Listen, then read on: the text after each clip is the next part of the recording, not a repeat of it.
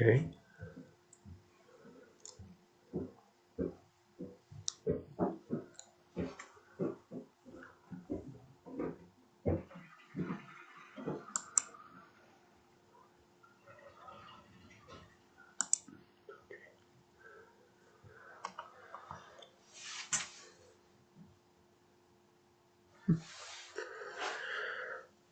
How did I do that?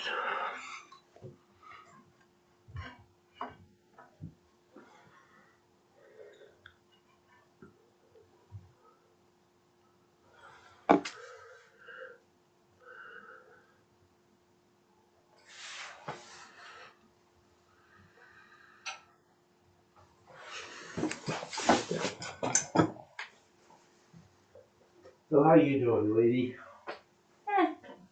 Not a good week. Not a good week, I'm sorry. Better today than yesterday, but just not a good week. Yeah. It's I'm plugging along. I've been doing so well, Uh-huh. and then this week I'm seeing a more rapid decline. Oh. That's Noticeable, I should say. that's frustrating.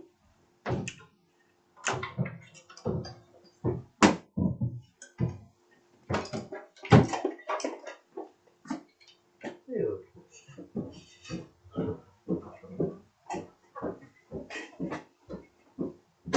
So we had Aunt Jane's What? birthday party on Sunday. Oh, yes. Her second party. This was our family and her friends. Uh-huh. Small group, it was just 15. And at one point, I was trying to get her attention because we decided we would order appetizers for the table. Uh-huh. Aunt Jean, do you want that? She's that. I said, Aunt Jean. And she did, she whistled. And like the whole place said, no. She says, well, Shelley had something to say. I said, I was talking to you. All you had to do was shut up. Oh, right. Right, yeah. uh. That's not one of her best things. But a friend of mine came with her fiance. He's a musician. He plays mostly Celtic music, folk music. And she wanted to know what kind of gifts she should bring. I said, nothing. No gifts. I said, give her a card, that would be fine. She said, maybe Mark could sing a song. I said, great. Would it be too painful for him to do something hokey like When Irish Eyes Are Smiling? Which is not a real Celtic song. No problem. So he did a happy birthday, and he did that. She cried. Oh. And then later, he did a bunch more songs. And she wanted to know if he knew any Italian songs. Because if she tells people she's Irish, but she's Italian by injection. Okay. No, he said, sorry, I don't do Italian. Oh my God, really? But it was nice, just had people ordering off the menu, and we were in a private room, thankfully. Uh-huh. Beige. Beige. Whatever that is. Wonder what that was from. My mom likes Italian songs. She has her Echo, or whatever it's called, have you'll know. There's a group, young men singing Italian songs, and she often has that on, or used to on. I'm sure the caregivers get really sick of it. has never, then Whoa. again, we're not usually seeing her with her in-laws. Mhm. And so, they may have Italian music playing in the background. Mm. But in our family, if there's music, it's either popular music or it's Irish music. Hmm. But she had a good time. Well, that's good. And a few of her friends were there. And as I pointed out to my sister and brother-in-law, that when you have a party for a 90-year-old and her friends come, we are the kids. Right? Yeah. Absolutely. Even though I was the oldest of the kids. But Eileen just had shoulder surgery. She had to have a reconstruction Ooh. on her bicep. She had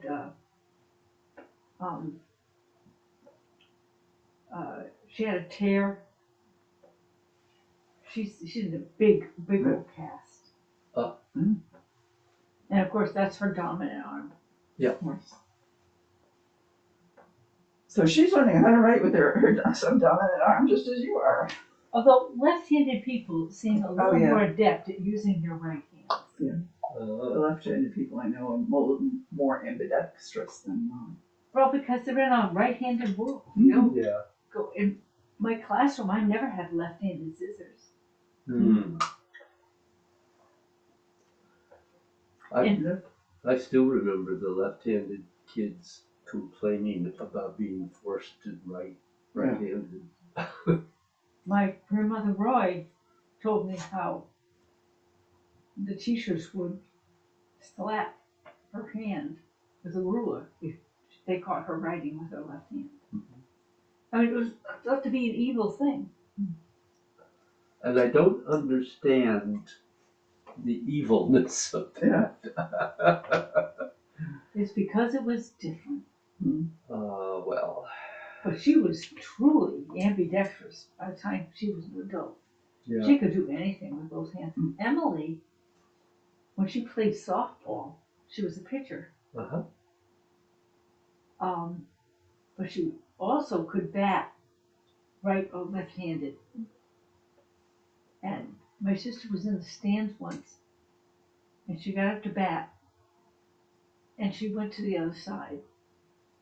And there was some parent near my sister saying, "That's not fair. The last time she batted right-handed." And she looked over and said, "So?" Yeah. Well, shall we onward? You can do that. Do the best we can.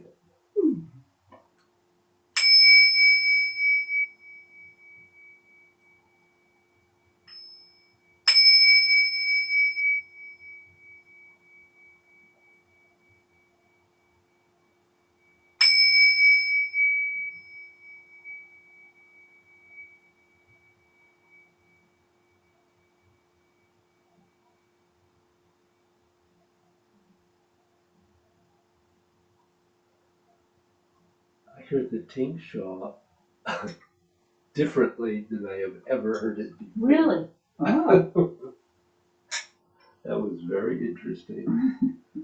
It has a resonance and a sound range and a length of ringing that's larger. All those things. That's very wow. It's a good thing, right? A good thing, indeed. So, any reports on attempts at meditation? No. No. Okay. Before I think of it though, next Monday, my daughter and her boys are going to be visiting, so I won't be coming to Woo. Oh. Which is this Monday, right? Okay. Yeah. It's just Well, poor Shelley will get worked over. No. So don't do anything too new. Well, we will record and send you all kinds of, hope you're having a good time, Yeah. which I'm sure you will. Yes. So, anything for you? It's on and off. Mm-hmm. I don't think I'm making progress on this new stuff, but I'm able to do some better meditation. In fact, we do a Sunday night Reiki meditation a couple weeks ago. I could not believe how deep my meditation was. Ah. I heard her say my name. I heard her say your name. But when we were done, I was a new person. Oh, nice. It was just the right time. It hit me just right. Yeah. But I don't find, because she always says, "Oh, you all sleep all the time." Nah, it's no different. But I am finding that I can just kind of sit down for a time and get into a meditative state rather quickly. It doesn't always last very long, but it does. Just feel refreshed. Good. Not as good as taking a shower sometimes, but like a shower on a hot day. Well, that's good.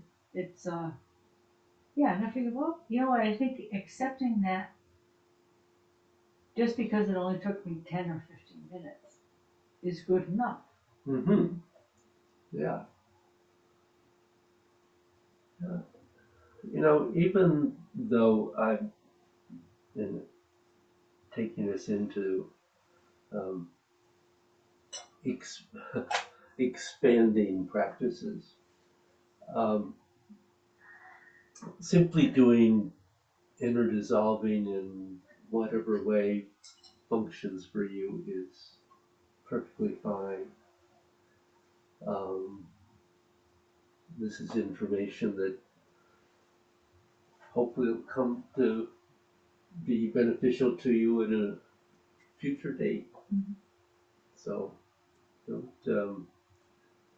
don't feel that that you're a failure in any way, because you aren't. You're simply where you are, and you do the best you can. I think one positive thing that has happened was a few months ago. I noticed that there was a big black mass. I mean, talk about a blockage. I mean, it was big. It was a spider. It had these places that went around and around, and it's very small now. Wow. Um, at first, I thought maybe it's the ALS. But I think it was my response to the ALS that I was one, completely focused on it, and two, I was really letting it get me down emotionally. So I think I have a better handle on my emotions. Not great, but better. But it's yeah, that big black mass is pretty much gone. Well, that's good. I don't know what it was. But you're glad it's Yeah, I know. It didn't belong there. Yeah. Well, there's no question you're going through a huge transformation. Um, and it's certainly difficult. Yeah. So it sounds like you are becoming more accepting and able to deal with it. And I also think it really helps me to truly be in the present moment Hmm. because the future is so bleak. Yeah. And in a way, I've put up a wall, a barrier, so I can't. I'm not going there. Craig and I discuss practicalities. Uh-huh. You know, ramp. You know, what about this? We had an online seminar on adaptations for the home. Like some things, like, oh wow, that's really cool. I didn't know they made something like that. That would be really good intermediate. Um, but that's almost abstract. Hmm. It's almost clinical in a way. Yeah. But I was telling somebody this morning that with my support group, though my friends and family are extremely supportive and very compassionate, Hmm. it's nice to be with some people who have the same problems I do, even though we're not all the same. Yeah. It's just like, okay, you know, looking at these people on the screen, most of them look pretty normal. Few of them don't look very healthy. But yeah, it's I'm not gonna say it's a comfort, but it's nice to know you're not the only one. Oh, yeah. Um, and it's not that I expect people to understand what I've gone through. It's not like you have appendicitis or a broken toe or a cold, Hmm. where if you don't have it, somebody you know did. But um, I'm not gonna say there's a loneliness with this, but almost an isolation. But so it's nice to know that there's these other people there. Yeah. And probably there are things that you don't have to say Yes, because they know. And right. you could start saying it, and then I don't need to say this because you guys all know this. Right. Then they come up with someone will say they're having trouble with something or other. Yeah. Oh, one guy said when he moved, his sister gave him some nice melamine plates. He said it was just going from this nice stoneware. This plastic was devastating to him, but they're so light. He's much happier. Yeah. Um, uh, there was the time that two people were crying, Yeah. and that was hard. But it's I realized that I'm one of the lucky ones. But there's one woman, she was crying. She has so many problems. She lives alone. She has nobody. She has chosen not to tell anybody. Well, how is anybody going to help her? That's unfortunate. Did people advise her that she should tell people? Well, she said, does anybody else live alone? And this one guy lives alone, and he said, yes. And so they agreed they would share emails and they would communicate. Uh-huh. So I'm hoping with that, and he used to be an HR person, I'm hoping that he will be able to help guide her. Uh-huh. But the good thing about being an HR person is one woman's husband is using up all his sick time for her. He said, no, family leave.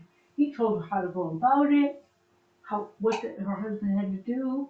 She reported the other day, things are going much better. Just those kind of things. Yeah. Just wow. And even though it doesn't affect me, I'm so pleased Yeah. that somebody could help because we all come from different backgrounds. Yeah. So Yeah. Yes, it doesn't pick one background, does it? no, it doesn't pick one gender, one background, although mostly men, Really? I didn't know that. higher percentage of ex-military, Hmm. and after that, athletes. Huh. But they don't know why. Because hereditary is, this much of the pie, Yeah. 5 to 10%. Mhm. But that just, they really have no clue what causes it. Yeah. I know that. Strange. Yeah. Well, yeah, your mom had it, Yeah. and of course back then didn't have as many options. No.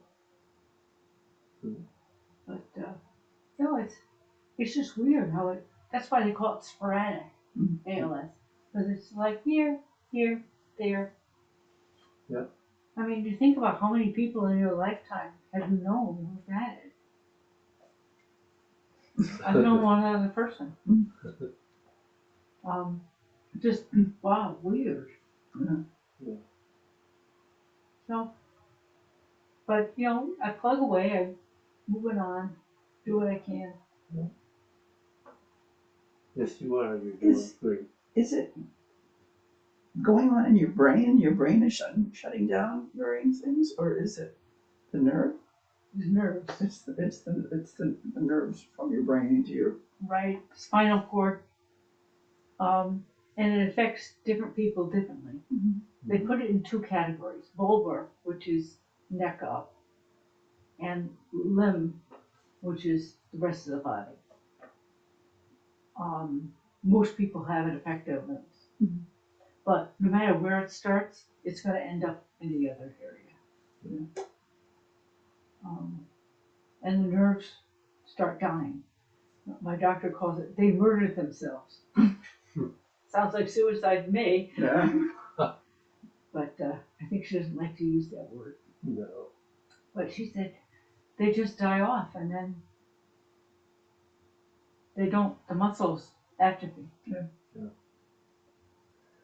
Has there been any experimentation in ALS with the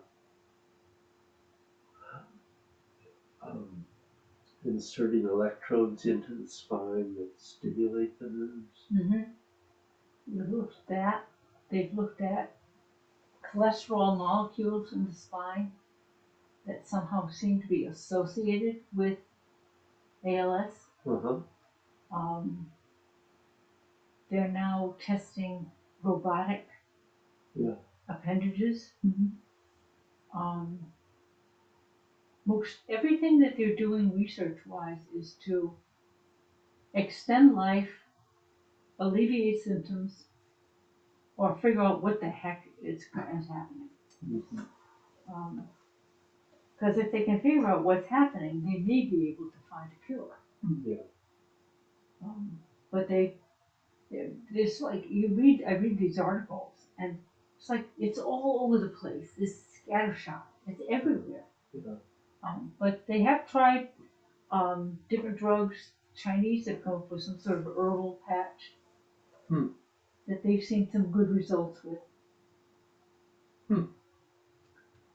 But then again, you only test it with 100 or 200 people.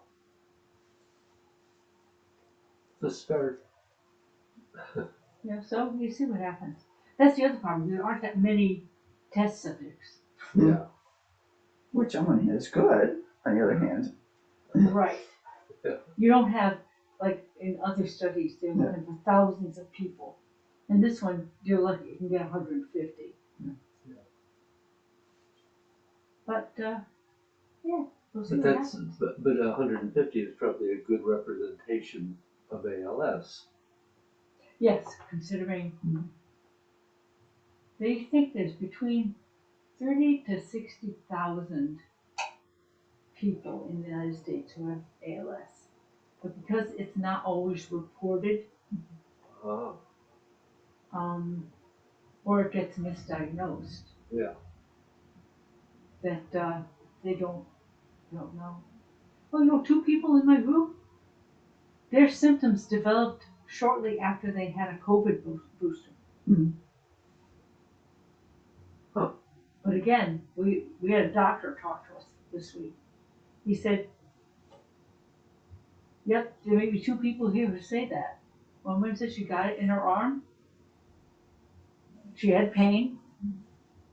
Next thing you know, the pain never went away. Her arm started getting worse. She went to Brigham and Children's Hospital in Boston. Uh-huh. They sent her to a different hospital to verify, and yes, she has ALS. Was it caused by the COVID booster, or was it just coincidence? Nobody knows. I've had 3 boosters. Yeah, Nothing. me too. Yeah, most everybody I know has. Yeah, millions of people have had boosters Yeah. without getting ALS. So yeah, it's just happenstance. Yeah. Weird. Anyway, Well, that's enough of that. well, but that, I think in this group, that's appropriate. Yes. Part of why we're here. Mhm. So let's do a little. I start to say heaven and earth. No, that's not what we're doing. Well, I haven't done that in a Once while. in a while, we could. That would really throw you, huh?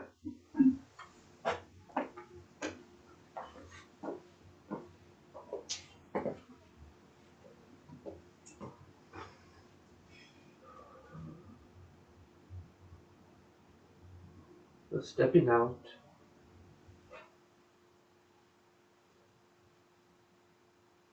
taking that moment to settle and connect, and be aware of your breathing.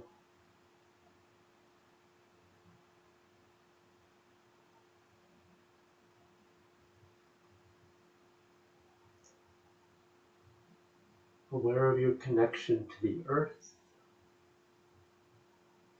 the perineum open, the midriff open, armpits open, and the connection between the spine and the skull open. So you can connect up to the universe.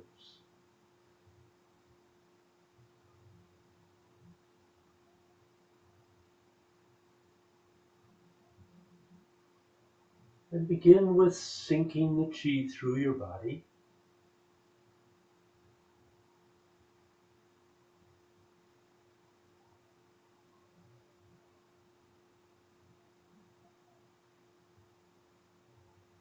And as you do that, you can let yourself be aware of blockages that you may encounter, but not bothering at the moment to try to resolve them, but be aware of them.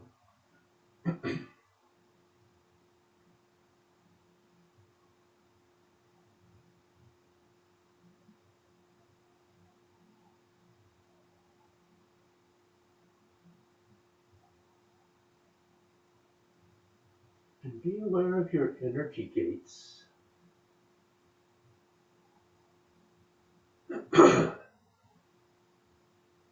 As they open and close, feel that expansion and contraction.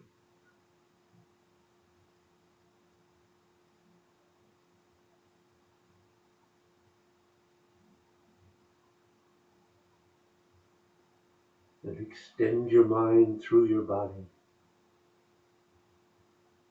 Very aware of the energetic flows throughout.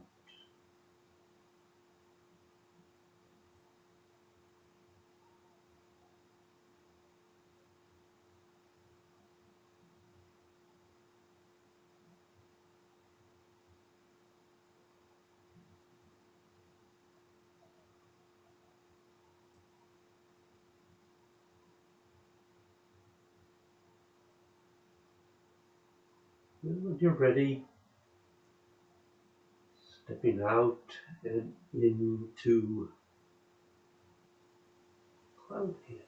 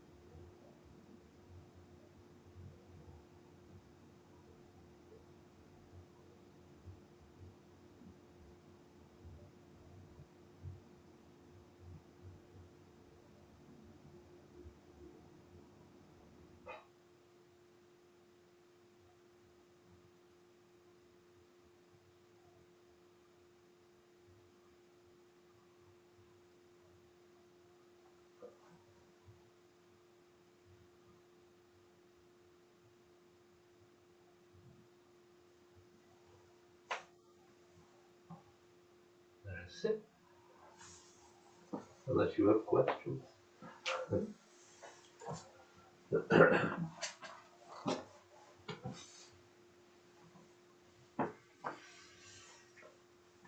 I think I mentioned in a class before, maybe it was a book class, that I'm getting better at seeing an extension of my hand, Mhm. doing what my hand should be doing. And today I noticed in doing club hands, then I'm coming here, my hand is, I mean, it's jerky and shaky. But my other hand, the ghost hand there, whatever, is smooth and has a nice circle. So it's really Huh. good to see and feel. Yeah. Interesting. Because this is, and then what's happening beyond it is this, Uh, which is what I wanted it to do. yeah. So it's cool. Good. I might get the hang of this yet. Oh, I think you are. So, I'm going to talk a little today. We're going to try something a little, just a little expansion, which, as I said, you don't have to do. It's more an awareness in the midst of what you're doing than trying to do something new.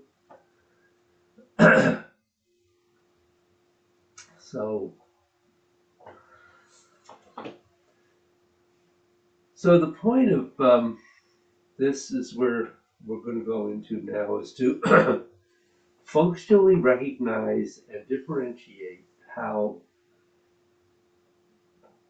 inner and outer dissolving can best be used. And we want to understand in meditation the difference between the practice paths of transformation and letting go or dissolving.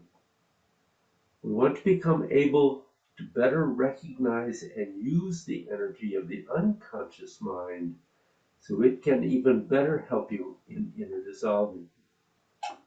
Our work with the conscious mind has been important because without understanding with some precision what the gross energy of the conscious mind is, it may become much harder to recognize what the energy of the unconscious mind is.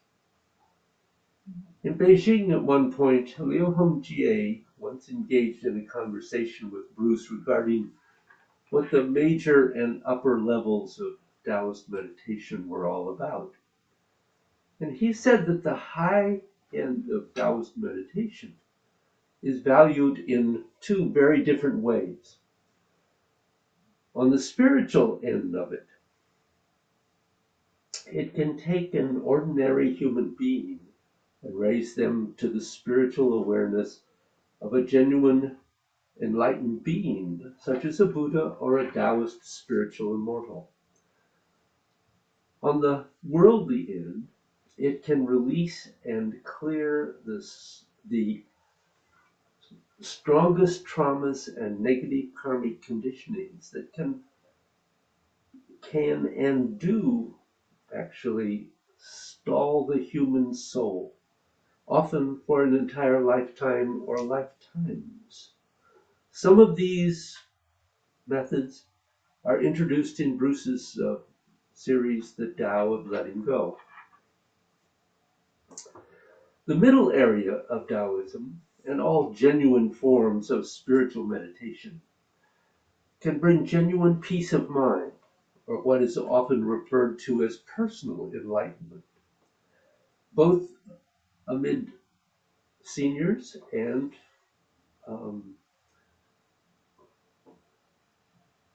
I beg your pardon, both amid serious and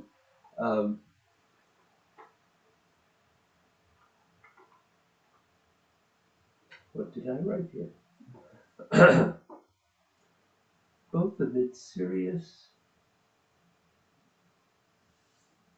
and hard times, trials and tribulations, those either devoted purely from within yourself or in combination with the forces of your external environment, most of which can be sorted out using the inner dissolving methods of Taoist meditation.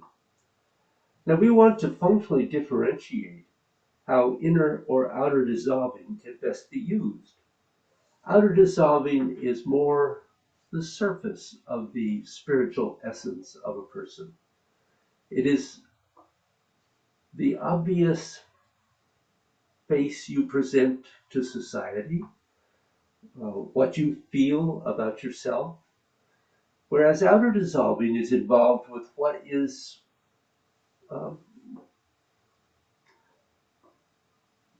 temporary, such as such as softening and releasing the basic stresses of life and the style of work that you do. In terms of the spiritual goal of implementing and realizing emptiness, outer dissolving provides the sort of basic service training. Training wheels, perhaps, like the training wheels on a bike, in order to arrive at the emptiness of meditation, which is what inner dissolving is all about.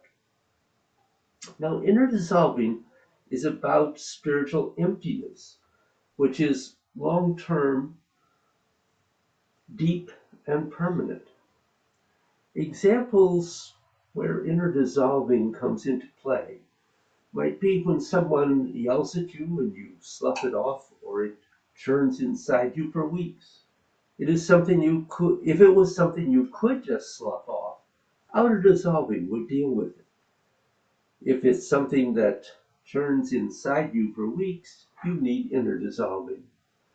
Or perhaps you did something stupid and it makes you feel bad. This could pass rapidly as a natural event, or you could use outer dissolving just to give it a little bit of help. Or you might need inner dissolving because it sets off every sense of unworthiness inside of you.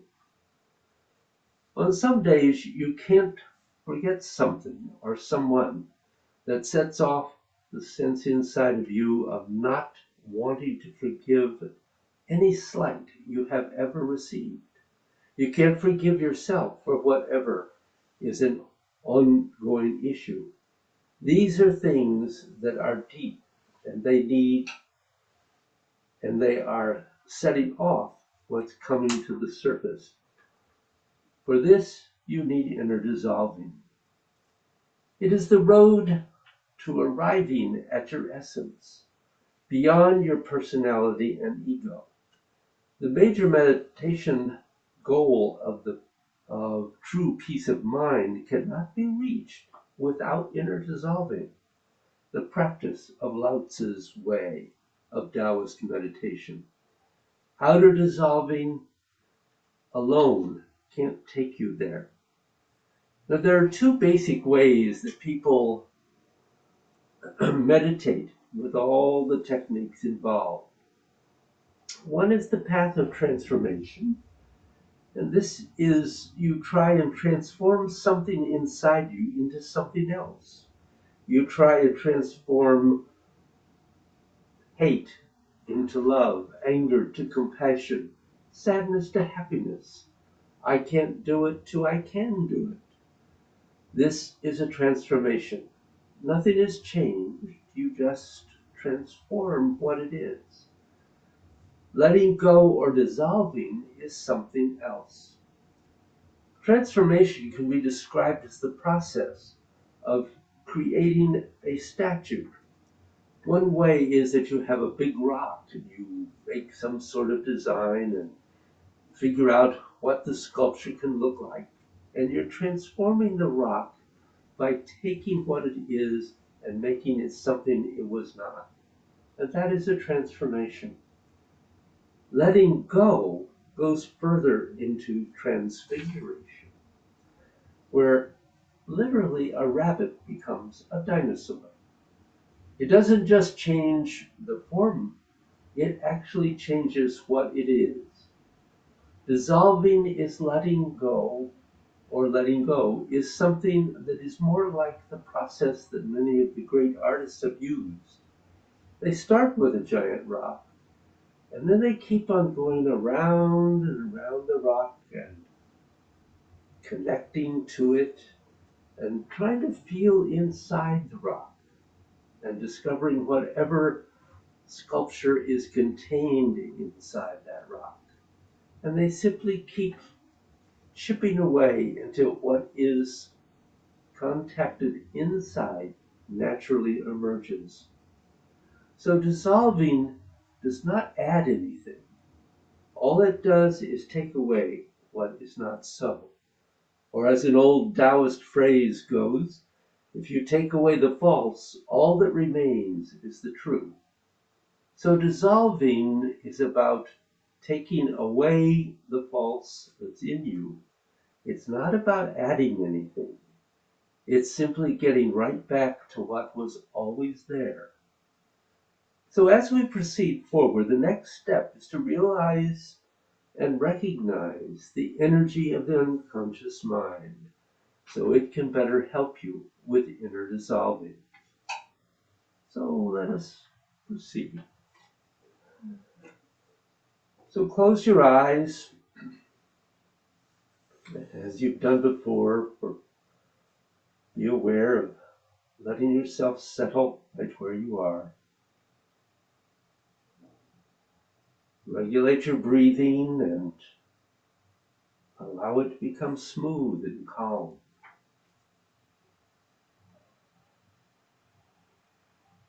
And remember to sit with a straight back and not collapse or lean in any direction.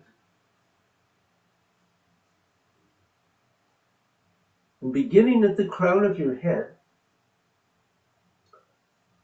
begin moving downward and seek and find a blockage.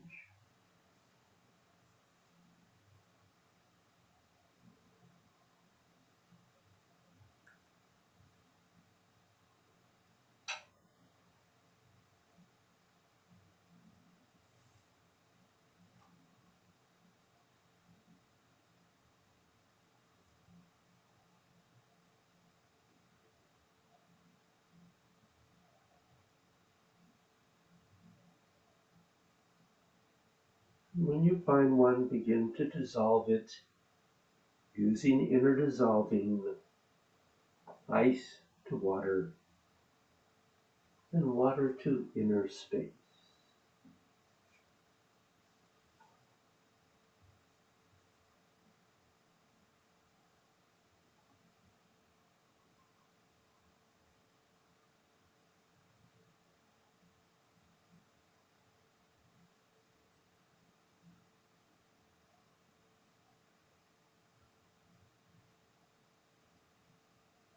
You know the procedure, you know how it's done.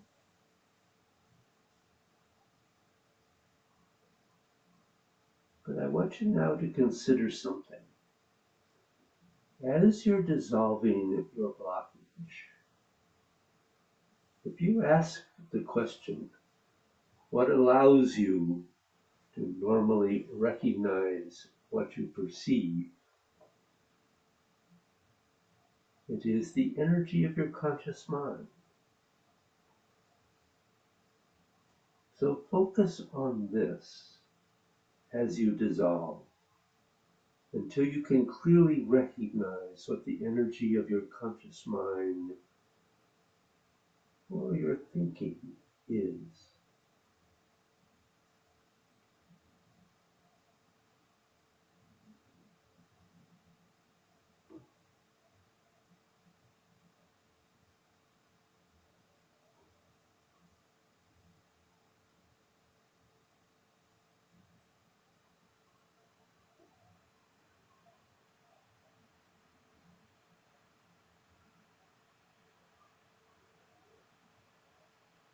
Continue dissolving downward as you focus on recognizing your conscious awareness.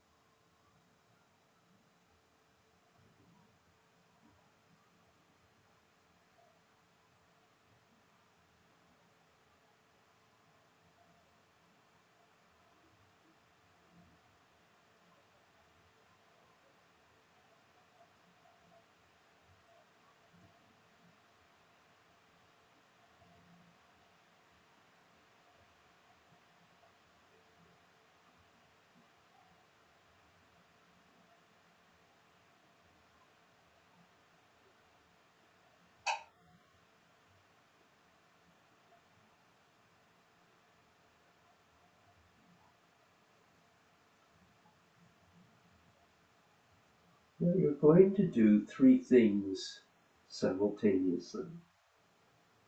First, continue to dissolve the blockage as best you can. And second, recognize the energy of your conscious mind. This is the interface through which you can consciously recognize anything, no matter what it is, including the energy you feel within a blockage.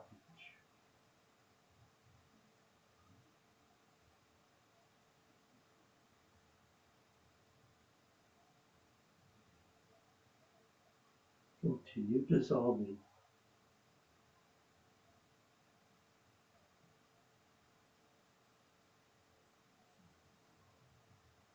And let your conscious mind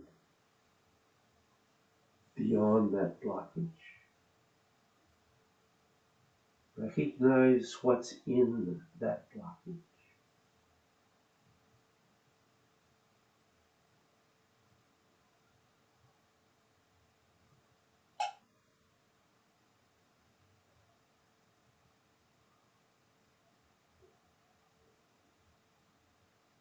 As the energy of that blockage seems to disappear,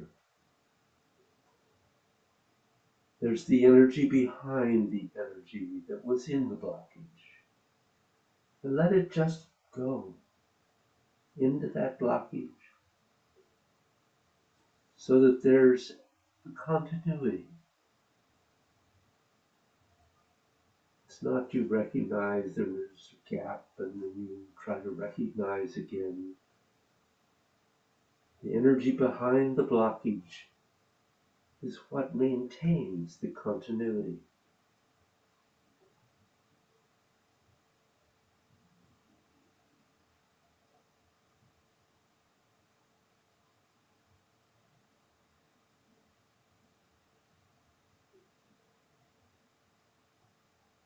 And now you must use all the meditation training you have previously undergone.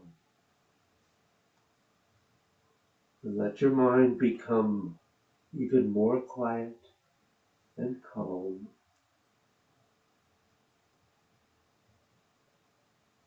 And inside yourself, explore what's significantly more subtle inside yourself. So there's your conscious mind, and there's the blockage. But there is something else. It's a subtle feeling hanging out in the background. It's not quite obvious, but it's still there. And you have to find it. Do not think about it, find it.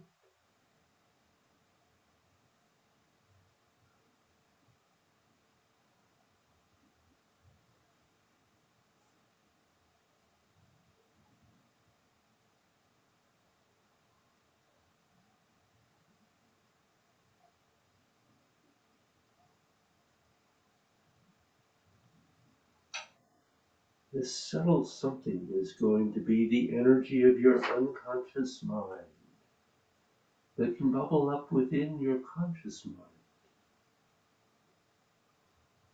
And that is the only conscious way to initially recognize your unconscious mind. You're going to have to use your conscious mind in order to become more subtle, to recognize your unconscious mind. And stay with this for a while and keep dissolving ice to water, water to inner space.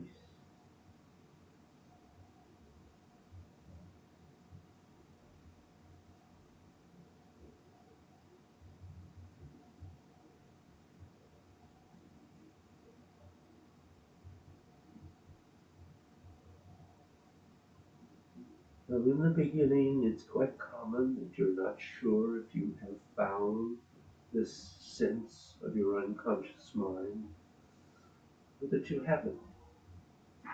And understand that human mind, even when it's shown something clearly, has a tendency to doubt itself. And much of this doubt has nothing to do with the specific situation you're in. This has to do with things that are in your unconscious mind that simply make you doubt anything, no matter what it is. But for now, it's going to be some feeling, it's going to be some sensation, it's going to be some light inside you. It's going to be something. A feeling is definitely the easiest way to describe it, but whatever way you can recognize it may just be a different way that it vibrates.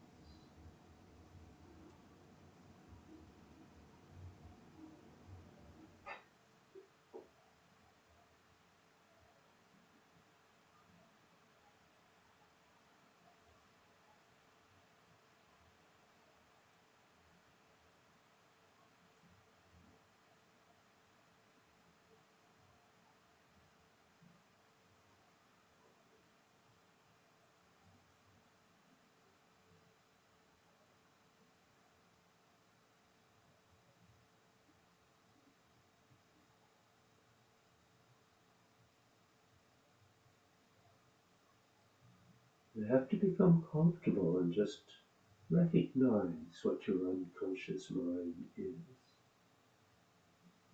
And you have to be comfortable with the fact that this unconscious mind is connected to the blocked energies you are experiencing.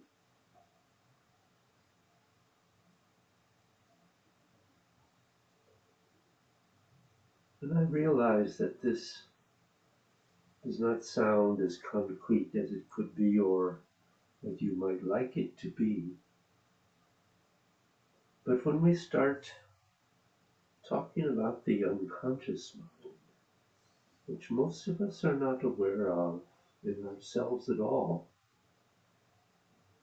some subtlety is required.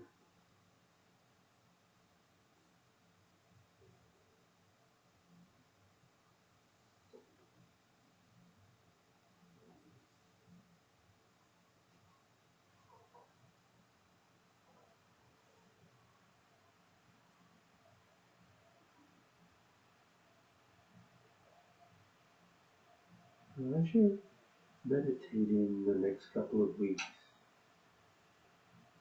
all you really have to do is think about three things. You obviously dissolve a blockage. You, second, try to become aware of the energy of your conscious thinking that's allowing you to experience this blockage. But then there's something else. It's more subtle, and that is the unconscious mind. And that's the thing you really need to focus on. And you want to do this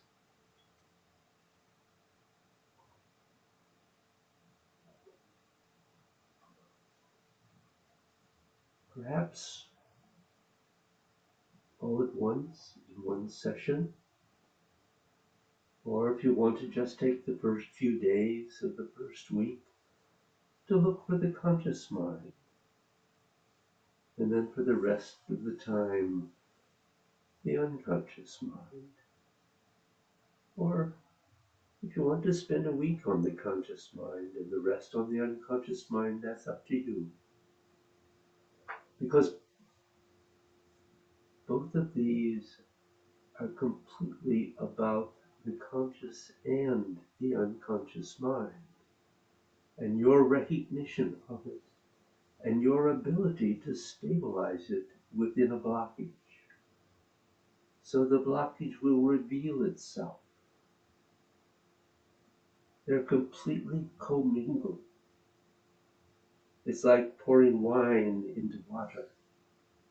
Yes, there is a difference between wine and water, but in the beginning, it's kind of hard to separate them out.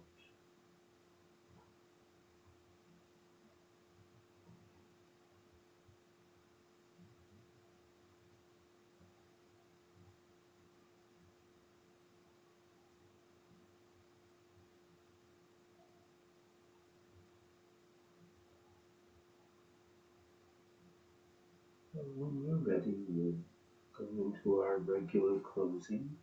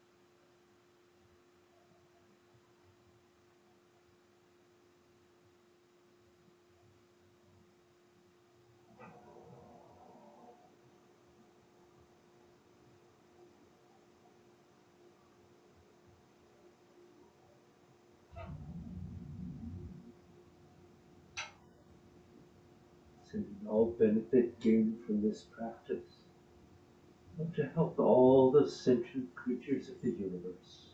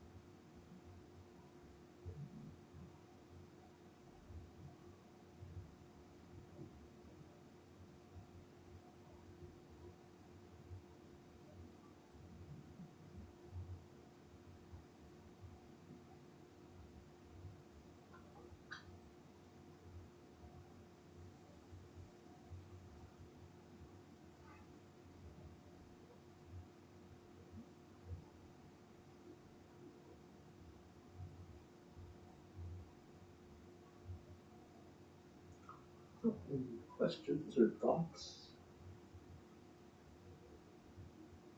It didn't go away.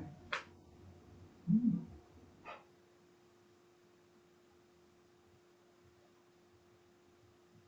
Went into it thinking, well, that's going to be a blockage in my head, and that's where I'll focus. It wasn't really there. And I kept my eyes open. Good. But it's very nice. Good. Well, see? If you give it enough time. And a little bit of coffee. A little bit of coffee. Yes, that can help too. Thank you, ladies. Thank you. It is always a pleasure.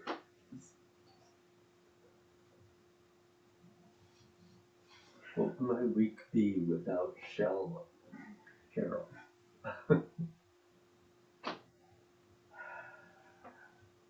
Don't know. It's been so long. I know. I drove by the place down there in Waterford where we started. And it was kind of I had all the visualization of doing the classes there. Well, I started in Norwich. Yeah, you At started very first, but then I moved down to what? Somebody came into the Mako Tai Chi and said she had done it with you in Waterford. Uh-huh. I didn't ask her name and I didn't recognize her. Oh, cool. Yeah. I've seen a lot of people over the years. Yes. And I don't remember them all. Every once in a while somebody pops up and I'm like, gosh, who is that? Yeah. There was somebody getting her hair done just after me, and I know I've encountered her. Yeah. Somewhere. There's something about her mannerisms that is very familiar, but I can't put my finger on where it was. Maybe she may be a clerk in a store, I don't know, Yeah. or something like that. Yeah. You know, it was funny, as we were, I don't know why at that particular moment, but when we were doing cloud hands, I noticed the picture of Master Joe over there, and I was remembering as I did cloud hands, the last Jungsen Punk Festival when I had gotten there early and had set up my tent, and I was walking down to the Zhang building, and here was Master Joe walking up. He gave me the nicest hug, Mhm. and we had just one of those great greeting moments. Mhm. And I've always treasured that memory, and it keeps coming back to me. Um, It's a good memory to have. oh, yeah, he was pretty special. I wish he'd gone on longer. Somebody else for the driving. Yes. Yeah. We always tried to do that, but there was nobody around that day. Silly. I think that's part of why I so readily accepted not driving. Mhm. Um, that was a good lesson about that, I guess. Hard lesson, but. It also helps that you teach at home, Yes. so you don't have to go someplace to seek company. The company comes to you. Yep. And thank goodness for Zoom. Yeah. 5 years ago, I didn't know about Zoom at all. None of us did. Yeah. It may not have existed 5 years ago. And now it's practically a daily part of our lives. I'm on Zoom at least twice a week. Mhm. Even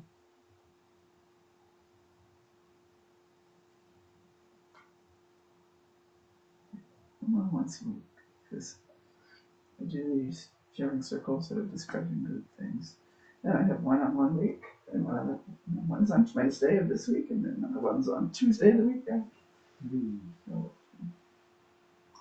Craig is just coming to the realization that what he says is heard everywhere. Because today I was responding to an email, and I was doing it verbally. Mhm. And I had stopped for a second to collect my thoughts. And he walked in the house with the dog. And something about being cold and raw, whatever. And sure enough, that's what I typed. Yep. I pointed out to him what it said. He goes, "It hurt me?" I said, "Oh, yeah." He said, "I didn't know you were doing that." I said, "Well, yeah, it's easier than typing." you can't train it to just listen to your voice. Not Probably as not. far as I know. Both Jane and I do that, and have done what Craig did to each other. To the point where now we sort of look first. And With, um,